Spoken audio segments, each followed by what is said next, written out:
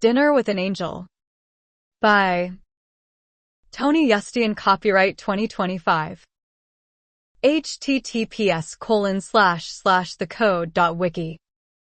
Chapter 1. The Late Night Arrival. The diner was alive with a quiet hum, the faint buzz of the neon sign outside, the occasional creak of the ceiling fan overhead, and the low whir of the refrigerator behind the counter. Claire moved through the familiar space with a sense of practiced efficiency, wiping down the counters and setting the chairs on the tables one by one.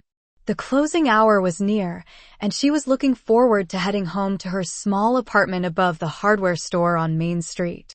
Another uneventful shift, another night spent in solitude, a predictable rhythm that she found both comforting and stifling. As she folded her rag and set it on the counter, the bell above the diner door jingled unexpectedly. Claire froze mid-step, her heart skipping slightly at the sound. The road had been eerily empty all evening, and she wasn't expecting any last-minute customers. Glancing toward the entrance, she saw a man step inside, his silhouette illuminated briefly by the flickering neon light outside.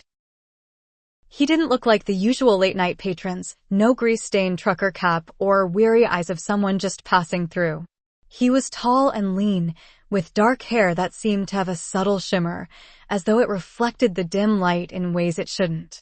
His coat, long and black, was damp at the edges, suggesting he'd been walking in the light drizzle that had started an hour ago. His shoes, scuffed but polished, made barely a sound on the linoleum floor as he stepped inside and glanced around. For a moment, Claire wasn't sure if she should speak. There was something about him, a quiet authority, an unplaceable calm, that made her feel as though she'd just stepped into someone else's story. Finally, she found her voice. Hi there, she said, offering a polite smile. Kitchen's about to close, but I can still get you something. Coffee, maybe? The man nodded slightly, his lips curling into a faint smile that didn't quite reach his eyes. Coffee would be perfect. Thank you. Claire reached for a clean mug, the clatter of porcelain against the counter breaking the heavy silence that seemed to settle in his presence. As she poured the steaming liquid, she studied him out of the corner of her eye. His features were sharp yet softened by an expression of quiet contemplation. He had an ageless quality, as though he could belong to any era and none at all. He moved to a booth by the window, his steps deliberate and unhurried. Settling into the seat, he gazed out at the rain-slicked road, his posture relaxed but alert. Claire brought the coffee over and set it down in front of him, trying to suppress the strange unease that his presence stirred in her. Need a menu, or do you already know what you want? She asked, her tone casual but her curiosity piqued. The man looked up, his eyes meeting hers. They were a peculiar shade of gray, so light they seemed almost silver, and they held a depth that made Claire feel as though he could see straight through her. For a fleeting moment, she felt as though she'd been weighed and measured, though not unkindly. I'll trust your judgment, he said simply, his voice low and smooth. Surprise me. Claire blinked, unsure how to respond. She nodded after a beat and retreated to the kitchen, her thoughts swirling. He didn't carry himself like anyone she'd ever met. There was no nervousness, no awkwardness in his demeanor, just a quiet certainty that seemed out of place in the world she knew. As she cracked a few eggs and buttered a slice of toast, she couldn't help but wonder where he'd come from. The diner wasn't exactly a destination, it was a waypoint, a place for weary travelers to grab a bite and move on. Yet this man didn't seem weary. If anything, he radiated an energy that was both comforting and unnerving. Returning to his table, Claire placed the plate in front of him, a simple meal of scrambled eggs, toast, and hash browns. He looked at it with an expression that could almost be described as reverent, as though the humble food were a feast. Thank you, he said, the sincerity in his voice catching her off guard. It's perfect. Claire nodded, lingering for a moment longer than necessary. So, are you passing through, or? His gaze shifted to meet hers again, and the faint smile returned. You could say that. Passing through, but not in the way most would mean. Claire tilted her head, trying to decipher his cryptic response. Well, wherever you're headed, you picked a quiet spot to stop. Not much happens around here. He chuckled softly, the sound like a low hum of distant thunder. Sometimes, it's the quiet places where the most important things happen.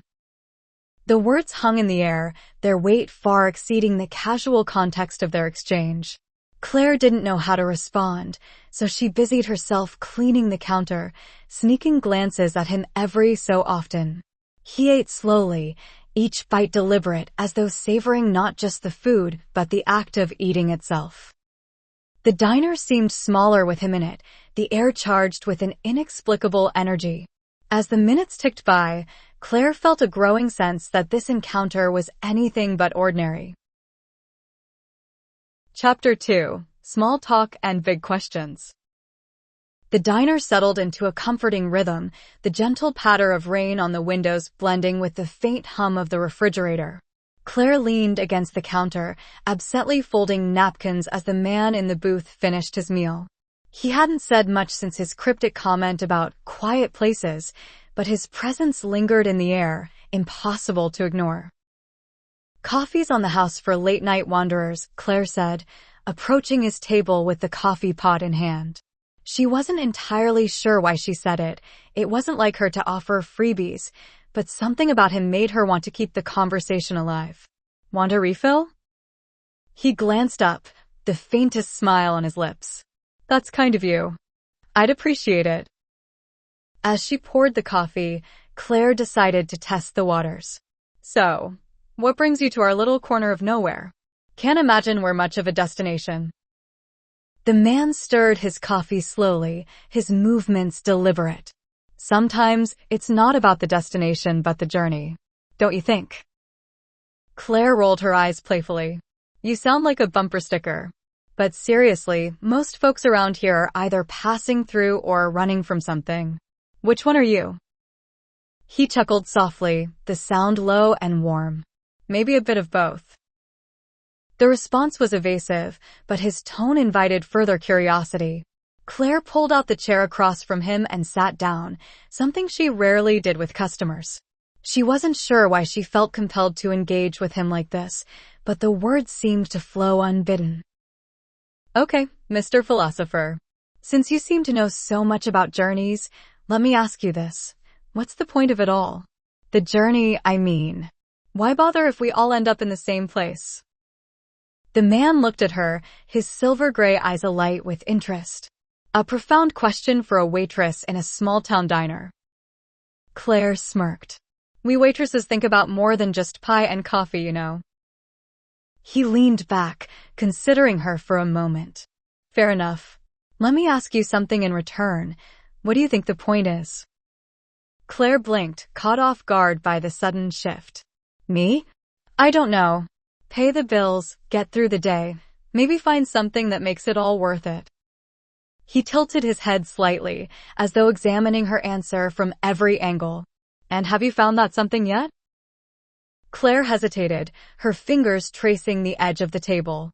Not really. I mean, I used to have dreams, you know? Big ones. But life has a way of narrowing things down. Dreams are like stars, he said softly. Even when they seem far away, they guide you, if you're willing to look. She laughed, a little bitterly. Easy to say when you're not stuck waiting tables in the middle of nowhere.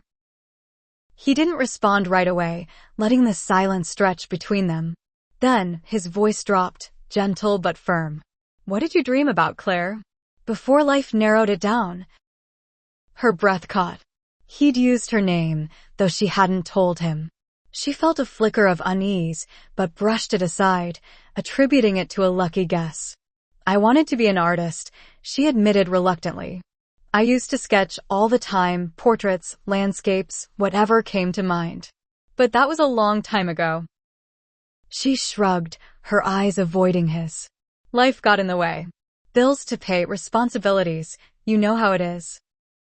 Do I? He asked, his tone carrying a weight that made her pause. Or is it that you've convinced yourself those things are more important than the spark that made you feel alive? Claire frowned, the words striking uncomfortably close to home. It's not that simple. You can't just chase dreams and ignore reality. Who says you can't? He countered, leaning forward slightly. Reality is malleable, Claire. It bends to the will of those who dare to dream.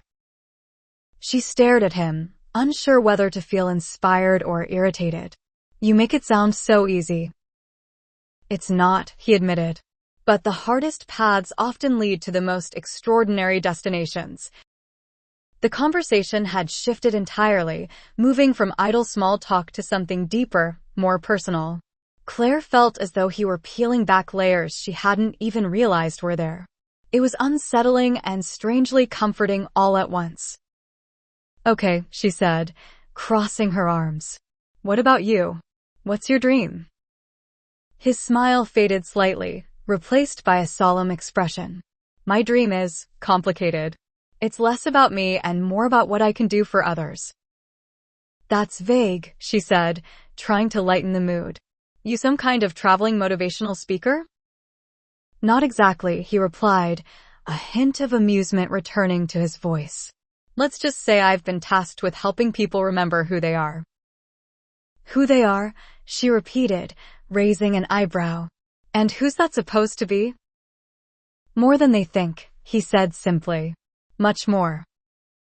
Claire leaned back, studying him with narrowed eyes. You're a strange one, you know that? He chuckled again, the sound soft and soothing. So I've been told. For a moment, neither of them spoke. The rain outside had picked up, the rhythmic tapping against the windows filling the silence. Claire felt as though the diner had become its own little world, separate from the ordinary rules of time and space. And this man, whoever he was, seemed to be at the center of it. Well, she said finally, standing up, if you're here to remind me who I am, you've got your work cut out for you. He looked up at her, his silver-gray eyes shining with something she couldn't quite name. I have all the time in the world, Claire. The rain outside intensified, its steady rhythm against the windows creating a cocoon of sound around the diner. Claire tried to focus on wiping down the counter again, but her attention kept drifting back to the man in the booth. Something about him gnawed at the edges of her thoughts. He wasn't loud or disruptive, yet his presence was unusual, like a song you couldn't place, but couldn't stop humming. She couldn't shake the moment he'd said her name. It wasn't the first time a stranger had known her name, it was embroidered on her uniform after all. But she hadn't been wearing her name tag tonight. It sat forgotten in her locker, the clasp broken earlier that day. Her mind replayed the scene, searching for clues. Maybe he overheard someone else say it. Maybe he guessed. But that didn't feel right. It wasn't just that he knew her name, it was the way he said it, as though he'd known it long before she ever existed.